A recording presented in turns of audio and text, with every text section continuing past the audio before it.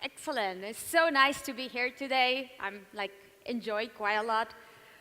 Yesterday, and it's pretty crazy because yes, I travel a lot. I have traveled a lot in my life, but it is my first time in Amsterdam. So I took the opportunity a couple of nights ago when I arrived to stroll. Oh my God, so beautiful. I don't have such a great photo skills, but it's like I got a lot of likes from this, so nice. So I'm an SEO consultant, an international SEO consultant. Mainly, I do a lot of technical SEO, international, mobile, but lately, really, it's like I am like helping my clients to move. I feel like a mover a little bit. I also wrote a book in case I know that Dutch people are amazing with language. So in case you know Spanish or want to learn Spanish, I publish a book. It can be a good way to learn the language. And I speak a lot, and I really enjoy sharing with the community, right? And in this case, it's about, yes, moving a lot. Well, we need to move, really. Realistically, over 50% of the pages now, and these are stats that Firefox published like 3 weeks ago, more than 50% of the pages that they identify are now HTTPS.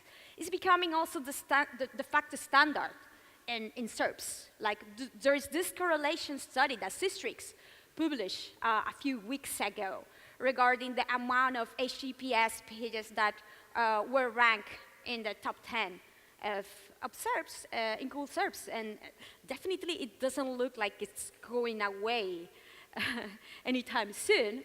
And also, at the end of the day, it's about security, trust, and experience to your users. It's the perfect opportunity to move to HTTP2, the new version, the evolution of HTTP that requires that requires to move to the HTTPS protocol too, to improve the speed and provide also another positive signal to Google. So it's like a win-win-win-win-win type of situation, right? The goal should be to provide our users this, like the little green lock there, transmit, provide, communicate that you are a secure web presence, that they can easily interact with you, send private information through your site to your web presence, and end up converting them through there instead of this. You definitely don't want to show this type of experience to your users, because at the end of the day, it's not necessarily just because of SEO, but the actual goal to provide them accurate information and that they can really achieve the type of goal that you're looking to get. The one thing, though, and of course, this is the challenge in this type of moving scenario, migration scenarios, right, is to do it right. That when the visibility, indexability, crawling, and all the search activity goes down with your HTTP profile, is relatively compensated with your activity of the HTTPS one, like the one shown here. And this is an actual graph of a client that I helped to move last year. Yeah, I loved it. You know what? Not because, well, you can see like it diminished the clicks, the click-through rate, visibility on the HTTP one increases the HTTPS. But the one that increases, you see the average position improves. Nice. That is the type of scenario that I liked. From a traffic perspective, this is what I look to get. That I don't notice the change. I don't want that my migration, that moving, switching from one to the other will negatively affect the traffic. In fact, what I expect is that in the long term, I increase it. The organic traffic increase because of a visibility boost, actually. I don't look to have this other type of scenario. This is so sad, an actual graph also from a client. And this is funny because this is a client that owns so many websites, right? And I have been helping them with one of their websites. And for some reason, they decided to migrate to HTTPS with another of the websites. And they were like, oops, what has happened here? What has happened? It coincided also in date. And this is crazy, right? If you see the date here, almost December 2015 here, it coincided with a Phantom update. And they were like, oh, crap. Are we affected? Are we penalized? So this type of scenarios, like Murphy's Law, that everything coming at the same time, right? Well, this happened to them, and then I had to help them, of course, even if it wasn't the domain that I was working with. It doesn't need to be painful, though. I created this checklist last summer after seeing again and again all these negative scenarios, getting clients after they had moved, not necessarily successfully. So I shared this in a Google Docs. You can find it here. And actually, you know, I had set Twitter to publish and release the slides from SlideShare at 12:10, I think. So if I didn't miss the AM, PM, that always happens with 12, you will get my tweet with the slides in 10 minutes, and you will be able to see all the links and resources here from the presentation. But yes, I mean, it doesn't need to be really bad or challenging or negative. Like, you just need to follow certain steps and validate, and of course have technical resources and technical flexibility in order to allocate the necessary time and planning to implement this. So what you need to do before moving, and this is first thing first, critical. Don't expect to do it from one day to another. It's like, oh, what I need to do tomorrow because I need to move tomorrow. It doesn't work like that. Before moving, you need to make sure that you're still not yet allowing the crawling of your HTTPS version, that for some reason you're even duplicating your content there without knowing at all, and you start with a bad foot right from the start, like this. For some reason, this website, they were already showing content through their HTTPS URLs, and they hadn't yet moved. They had, well, of course, content cannibalization issues. Sometimes Google ends up ranking them with their HTTPS URLs instead of the HTTP ones. You don't want that. You want to solve this before moving. When you move, you want to have a consistent, reliable configuration that you can directly move without touching or changing the configuration when you are moving at the same time. Otherwise, it will really complicate and make everything much more complex. So this, you need to make sure that your crawling behavior experience is consistent, both to the crawler and to your user. You want to 201 redirect, canonicalize, linked, include the XML sitemaps, the actual indexable URLs in HTTP. Why? Because at some point, this will be migrated to HTTPS. And if you don't do it correctly and you don't configure everything correctly and consistently before, you will end up having a lot of loops in your redirects, a lot of canonicalization issues, potentially a lot of problems of Google trying to identify the right indexable canonical URL. So really, it's important to be consistent and to fix and to clean the house before moving it, like with a real move, right? You don't, when we are moving, before moving, we like throw away all the shitty things that we have, all the stuff that we had been hiding under the bed. So it's exactly the same. You want to get rid of those before moving. You need also to create new Google Search Console profiles, because at some point, you will want to monitor the activity in both, right? And of course, if you have a mobile subdomain, if you have a mobile version using independent mobile configuration, make sure to also enable a new profile for it. Don't mix HTTPS migration with other changes, with other structural changes. Oh, I'm like this URL hierarchy that I have. I don't like it. I want to take the opportunity to change it all. I don't like these extra IDs that I'm showing in the subdirectories. I'm going to remove them. No, it's not the time to do that.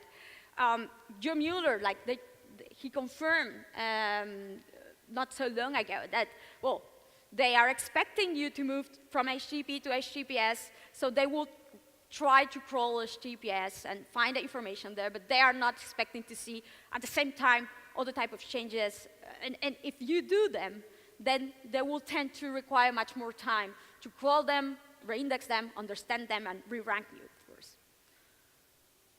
And obviously, I mean, you are not the sysadmin in this case, but you do want to make sure that all the HTTPS configuration, the certificate that is bought, et cetera, is the one that you actually need. Why?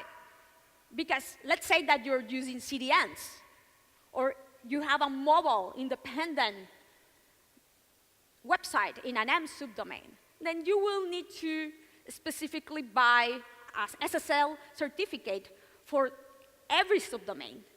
For example, in this case, you will actually prefer to buy the wildcard one, so you can use it in any subdomains that you want. Sometimes people don't realize it, and they just buy the certificate that is provided with their hosting provider, like for example, in my case, it's DreamHost, and they directly offer you a certificate for that specific subdomain that you're hosting with them. But of course, I don't have my CDNs with DreamHost. I have it with Max CDN or whatever, all the CDN. And once that you go there to actually configure your SSL certificates there, you realize, oh, you cannot do it because you haven't bought these additional certificates for all these other subdomains. So it's important that you coordinate well with the person that is handling this, if you're not yourself, to make sure that you can actually move all of the different independent web presence that you have and start using the certificates there. And there's one thing. A lot of people say, oh my God, this is expensive then, if I need to be buying one or the others. And of course, there are certificates that offer much more security and different levels of security, whatever, and they will tend to cost more. The reality is that there are very cheap and even completely free options for any one of us. Like Raven, they share the steps to get a SSL certificate and move to HTTP2 using Cloudflare for free, completely for free. So really, like from an expense point of view, there's really no excuse in this case. Just be aware of this. I mean, this is the DreamHost panel, right? That they offer that HTTPS certificate directly, and it will be like really straightforward to set directly there and enable. The problem is that, of course, if you're using other subdomains that you're not necessarily like hosting with them, then you will have that problem, that you won't be able to use that certificates for these additional subdomains, like the ones in CDNs. CDNs also will offer us direct configuration for you to configure the SSL with them and to add the SSL key, the certificate, the CA bundle, etc., and you will directly configure. It's very, very straightforward from that perspective. And then moving on from a search visibility perspective, what do you want to make sure at the end of the day? What's the main goal? Yes, you move effectively, you show the right protocol to the crawler and to the user while not losing traffic. So it's key, it's critical that you go and check out which are these top pages. Very much you should know already about them if you're already developing an SEO process. But you want to go to your top organic search traffic landing pages, to your top URLs with top visibility in the Google Search Console, download them, integrate them, make sure that at the moment they are, again, correctly canonicalizing, with correctly crawl, index, that everything is okay, because you will monitor this specific list of top pages that generate your current visibility and end up generating a lot of conversions too. They don't necessarily need to be these landing pages that are top rank, but the ones that actually generate a lot of, well, those that play a role in the customer journey, to make sure that at some point, these are the ones that you validate first and you check first, because maybe you have 1 million pages, URLs in your site, and there's no way that you will be able to crawl this in 5 minutes without hurting your hosting at the end, at least, right? So you want to make sure that after you move, these are the ones that you will validate first. And when you move, what do? Well, make sure that the SSL certificate is correctly configured. There are many services like this, SSL Shopper, besides like allowing you to compare the different certificates, whatever. They will show you if everything is correct, that is shown correct, that is really, really correctly configured as it should. And you need to realize that in this case, you cannot go and point it out in the Google Search Console that you have moved from one address to another. The address change configuration doesn't work here, just in case you want to go at some point and configure this there. There's no way. And that is why it's so important to implement these steps here, because this is how you are going to inform Google that you have actually moved. You need to 201 redirect, canonicalize, linked, and include in XML sitemaps consistently these HTTPS addresses that you will work with now. You need to update your canonicals and hreflang tags so they refer to your HTTPS URLs, not like this. And again, it was Jono, I think, who was tweeting like 2 weeks ago, sharing like, why the hell people, they generate and they have all these issues when moving to HTTPS. It shouldn't be that hard. Well, if you follow the checklist and you do all this validation, it shouldn't be. But let's take a look. This shit happened, really. I mean, why? Don't ask me, because they don't validate well. But these issues actually happen. Don't do this. You have the actual URL in HTTPS, but they continue to canonicalize to the HTTP version. Be careful when you're using absolute URLs also in your links, because you will need to update them so they go directly to the HTTPS versions of your URLs. Not like this. Again, don't do this. You need to update your links consistently. Generate new XML sitemaps, including your HTTPS URLs, to not have this type of situations again. Leaving your HTTP URLs there to be crawled and found first. And at some point is this. You need to effectively configure these redirects through your htaccess in most of the cases. So you can easily generate this redirect. I created this tool last year to facilitate the generation of most common scenarios for redirects. So you can go and directly grab this and update your HTTP access. There's one thing, though, very specific scenarios that you need to be specifically careful with. And it's when you are using a lot of external resources. External GS, CSS, images, like in most of cases, these are just like scripts or, yeah, scripts that you're using to show ads, for example. Very common scenario, right? Well, you need to make sure that the domain that is delivering the scripts to you and from where you are calling the scripts are also in HTTPS. Otherwise, you will be showing this mixed content type of issue here. You can verify this really quickly with Chrome DevTools functionality here that you can check out here. I wrote a month ago or so this post in Search Engine Land showing how you can use Chrome DevTools to do a quick validation in a lot of SEO type of configurations, and this was one of them. So take a look. This page is not secure, not because it doesn't have an HTTPS version or a correct SSL certificate, which is valid, as you can see, but actually because it's showing mixed content. Many of the resources that this page is calling and showing are not in HTTPS. Let's take a look. Some of these non-secure origins are from external domains.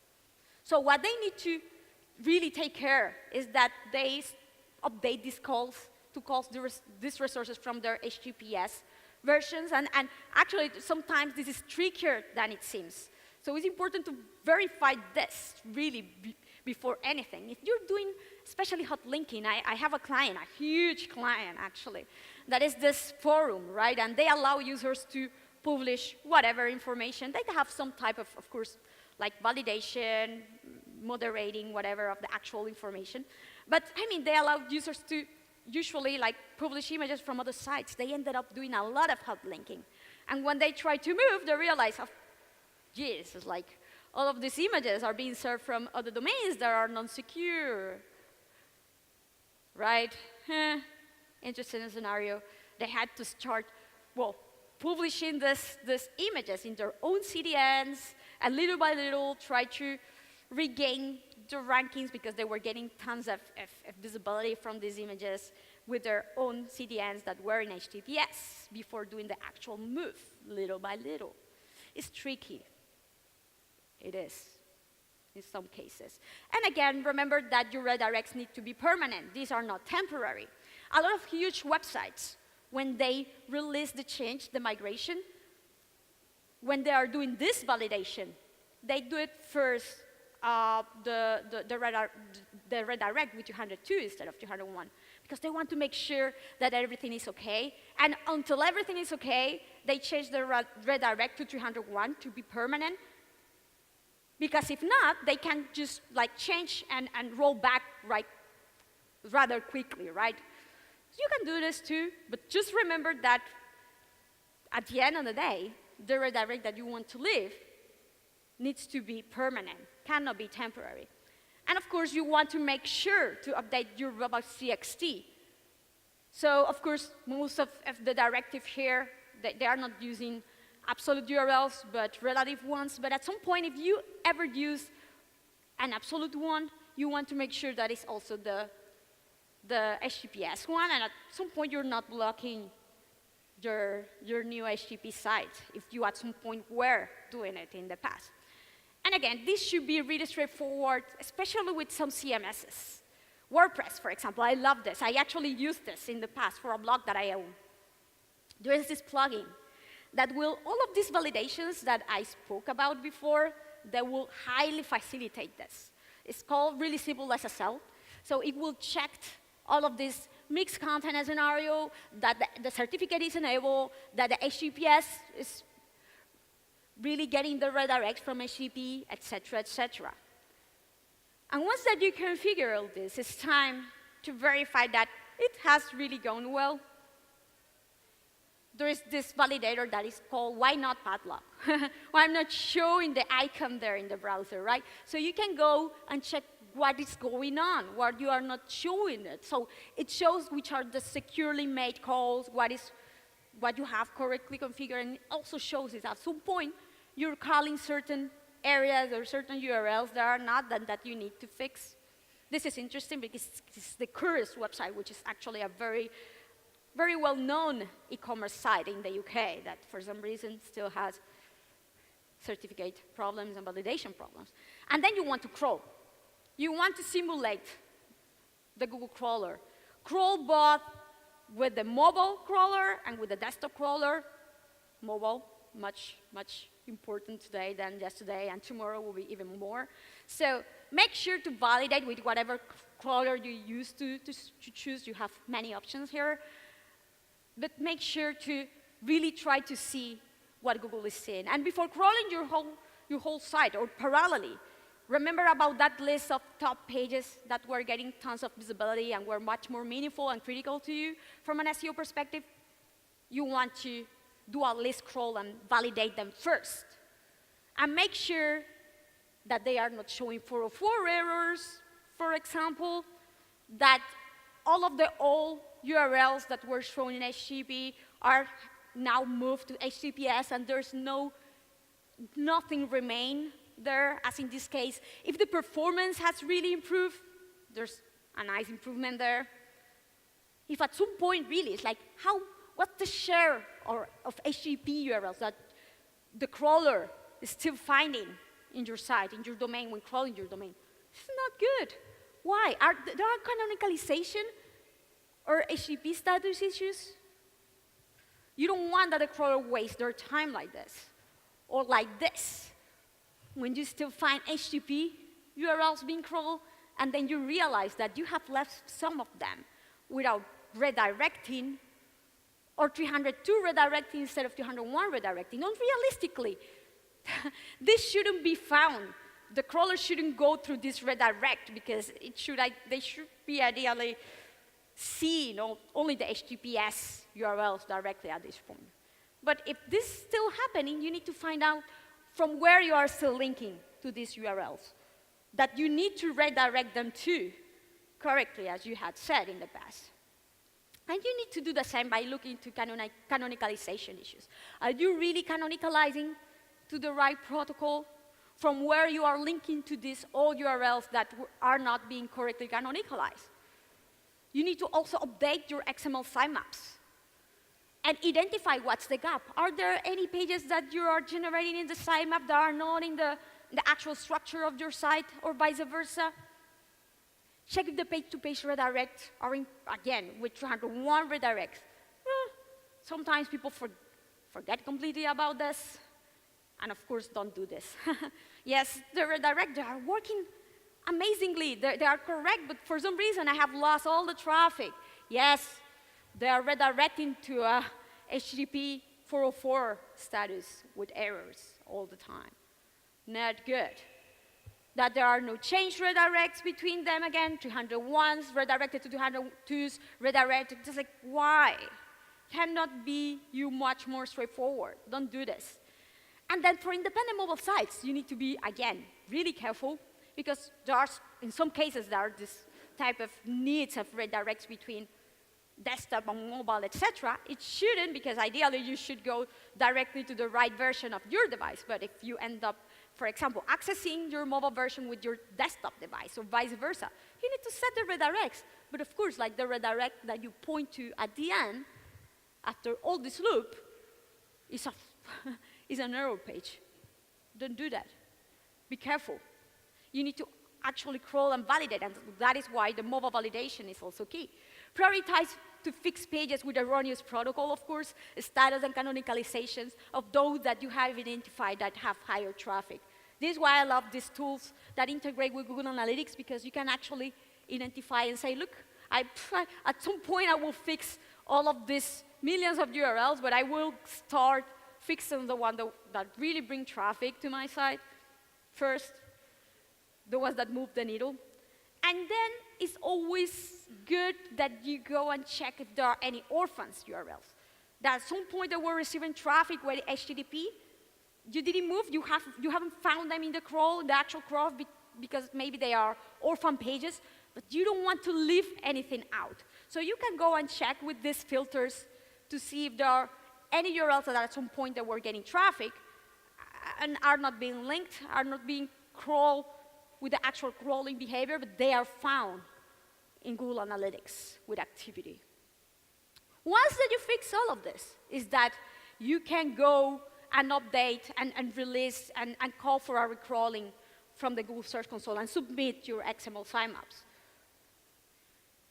That doesn't mean that you will end there. You want to actually see what's happening. And if you have a log analyzer, there's no excuse anymore, because we have the Screaming Frog one that is so easy to use and very cheap too. You can go and check what is the actual crawler behavior on your site. How many HTTP versus HTTPS URLs the crawler is finding. There are still money activity with HTTP, or this is changing with the time. It's the same with Googlebot and with the Google mobile one and with the other crawlers out there. You have a consistent behavior, you better do. If you do it, this is a type of change of visibility that you will go. It will go down with the HTTP version, up with the HTTPS. This is golden. This is the goal. Thanks.